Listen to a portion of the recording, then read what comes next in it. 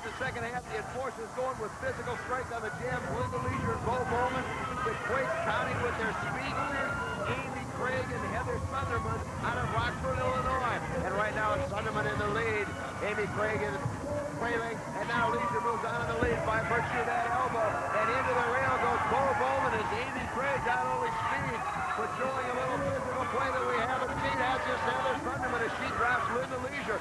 A great opportunity now for California to get back in the lead in this Seesaw Founders Cup Championship. As Sunderman and Craig close, Stacy Blitz drops back in the rotation. Talking strategy with Sunderman. You see the double block being set up by Karen Magnuson and Heather Gunnan, who uncharacteristically is out as a blocker. And they both go right by the two New York Enforcers at 4 points as Sunderman and Amy Craig each put 2 more points in their respective statistical columns, and they put a total of 4 on the board. What a great job by the Quakes, Ken, to get this second half started off right. It's been an Enforcer tempo game, low scoring, physical, not a lot of speed out there, and they come out in the second half and said, you know what, we're going to make it a Quake game. We're going to get out early, show our speed, and score some points, darn it. I think it's very obvious, Hawk, the New York Enforcer women really miss Shelley Rossell. They keep trying different combinations to see what'll work. Now they go with Bo Bowman and Heather Gunnan, but very quickly breaking out of Cindy Zimmerman and Jamie Konomak, and the Enforcer women just can't seem to get anything going. Finally, Heather Gunnan breaks out, trying to use that great speed of hers to catch up, but it's tough when you've got 2 jammers from the opposition ahead of you. Now all 3 go high on the track. Gunnan is able to get right by using the inside.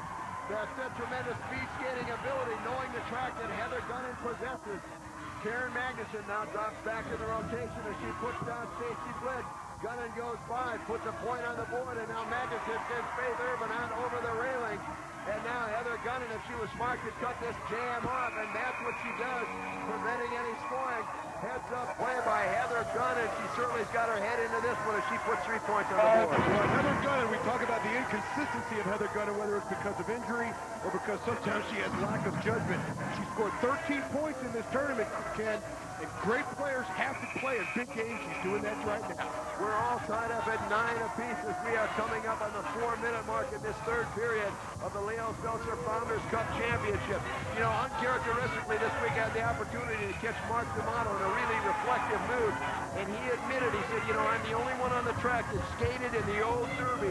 I've been in Founders Cup. I really want this trophy, and Karen Magnuson is doing her part to bring it to the Enforcers as she puts down Heather Sunderman. Magnuson, one of the sisters of suffering that has to step up in the absence of Shelley Rossell. And now she comes around in this 9-9 tie. Stacy Blitz drops back in the rotation, as does the Brookhouse Brooks Sunderman. The elbow from Blitz drops Magnuson. Stacy Blitz, the bigger of the 2 gals, and at this point very physical in play, trying to block out and doing a good job as we're under 10 seconds. Now she shoves Sunderman ahead, concentrating on Magnuson. Drops Magnuson, and that'll do it. A great job of blocking out. Stacy Blitz very pleased with herself, preventing any scoring. Great block out by Stacy Blitz. And you see Karen Magnuson showed Stacy Blitz what she thought of her little pet on her rear end. That was kind of her version of a high sign to Stacy Blitz. But you're right, Ken. Karen Magnuson has been called upon with the absence of Shelley Rossell to jam much more than usual. And now the Quakes come back. They use Jamie Konomak, and they turn to their speedster, Amy Craig, who got caught at the very back of the pack.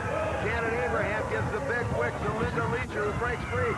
Stacy Blitz tried to slow her up, and Magnuson, Linda Leisure had just a little bit too much speed. Janet Abraham doing a great job, and Amy Craig now drops underneath. Stacy Blitz gives Amy Craig an added shove to pick up some speed, but it's all Linda Leisure as they come around. And I've got a question. Why the Enforcers aren't using Heather Gunnan? She had a great jam. Amy Craig is doing great. You see that speed right there. Linda Leisure, no match for the speed of Amy Craig. Heather Gunnan would be, Ken, and they're not using her. And now Amy Craig closes on the pack. Karen Magnuson drops back in the rotation to block out Craig. The big elbow almost takes her head off. And now Craig sees Linda Leisure coming up, and she puts down Leisure to prevent her from scoring, although she may have passed Stacy Blitz, who was all tangled up with a Brookhouse Brooks Sunderman.